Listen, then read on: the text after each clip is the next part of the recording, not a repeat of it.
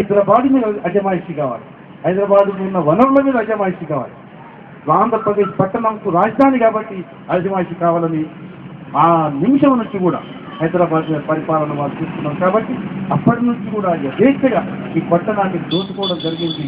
ఆ క్రమంలో ఎప్పుడైతే మనం హైదరాబాద్ పట్టణానికి ఈ యొక్క మాస్టర్ ప్లాన్ తయారు చేసుకో అర్బన్ అథారిటీ ఏర్పాటు చేసుకున్నాము, ఈ యొక్క కుట్ర క్రమంలోనే అథారిటీ ఎప్పుడైతే మనం తయారు చేసుకున్నామో 75లో 80లో మనం మాస్టర్ ప్లాన్ తయారు చేసుకున్నాము.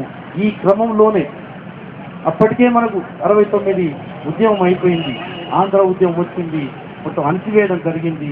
కాబట్టి ఇక్కడ భవిష్యత్తులో ఈ హైదరాబాద్ మీద ఇంకా పెద్ద ఎత్తున వాళ్ళ అజమాయిషీ గురించి వలసల ప్లానింగే కానీ, భూమి ఆక్రమణలే కానీ, భూదోపిడే కానీ ఇవన్నీ కూడా ఆ 75 అర్బన్ ప్లానింగ్తో స్టార్ట్ అయింది. ఈ హైదరాబాద్ అర్బన్ డెవలప్మెంట్ అథారిటీ ఏదైతే మాస్టర్ ప్లాన్ తయారు చేసిందో ఆ మాస్టర్ ప్లాన్ కూడా ఇందు లోపు భూయిష్టంగా తయారైంది. రీజనల్ ప్లానింగ్ లేని ఏ మాస్టర్ ప్లాన్ ఏ పట్టణానికి చేయబడదు. రీజనల్ ప్లానింగ్ లేకుండానే హైదరాబాద్ మాస్టర్ ప్లాన్ తయారు చేసిందంటే ఈ యొక్క హైదరాబాద్ భూమి మీద వివరాలతో పాటు ఏ రకంగా దీన్ని మనము దాన్ని అక్రమానికి గురి చేయగలుగుతామనే ఆలోచనతోనే అటువంటి మాస్టర్ ప్లాన్ తయారు చేయబడ్డది. రెసిడెన్షియలే కానీ, ఇటు కమర్షియలే కానీ, ఇండస్ట్రియలైజే కానీ, కన్జర్వేషన్ జోనే కానీ, ఈ రకంగా ఇన్స్టిట్యూషనల్ జోనే కానీ, వీటన్నిటిలో కూడా ఇళ్లను అప్పుడే ఎంతో అక్రమం జరిగింది. ఆ అక్రమంలో మార్పిడి కూడా చాలా పెద్ద ఎత్తున ఈ ల్యాండ్ యూజ్ అనేది కూడా మార్పిడి జరిగింది.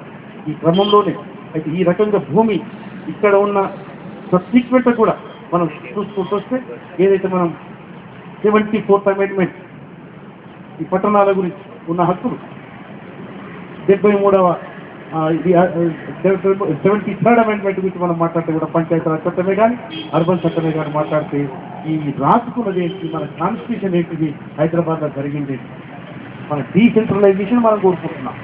74th అమెండ్మెంట్ స్పిరిట్ ఏంటి? 74th అమెండ్మెంట్ పట్టణ వాసుల యొక్క వాళ్ళ యొక్క హక్కును కాపాడు. మెట్రోపాలిటన్ ప్లానింగ్ కమిటీ ఉండాలి, మెట్రోపాలిటన్ డెవలప్మెంట్ కమిటీ ఉండాలి. అంటే ఏ పట్టణం అవుతుందో లోకల్ గవర్నమెంట్ ఆ పట్టణ వాసులు ప్లానింగ్లో భాగస్వాములు కావాలి. ఆ డెవలప్మెంట్లో కూడా ఆ పట్టణ వాసులు డెవలప్మెంట్లో ఉండాలి. కానీ ఎప్పుడైతే హైదరాబాద్ 56లో విలీనమైందో, తెలంగాణ ప్రాంతం హైదరాబాద్ వాళ్ళ చేతికి పోయిందో, అప్పటి నుంచి కూడా తెలంగాణ ప్రజలు, హైదరాబాద్ నివసించే ప్రజలు ఎప్పుడు కూడా వాళ్ళకు ఎలాంటి అవకాశం, అది హిందువులే కానీ, ముస్లింస్లే కానీ, వేరే దేశాలు రాష్ట్రాలకు వచ్చిన వాళ్ళకు కూడా వాళ్ళకి ఎలాంటి సమయం లేకుండానే ఈ సీమా ఆంధ్ర పెట్టుబడిదారులు, సీమా ఆంధ్ర రాజకీయ నాయకుల చేతిలోనే జరిగింది. ఇక్కడ ఇంతకుముందు మన వక్త చెప్పారు, మన రాజకీయ నాయకులు ఇట్లా వాళ్ళ దగ్గర ఇదైండ్రు. కొంతమంది అన్నారు మనకి ఇప్పటి వరకు తెలంగాణలో నాయకులు లేరని.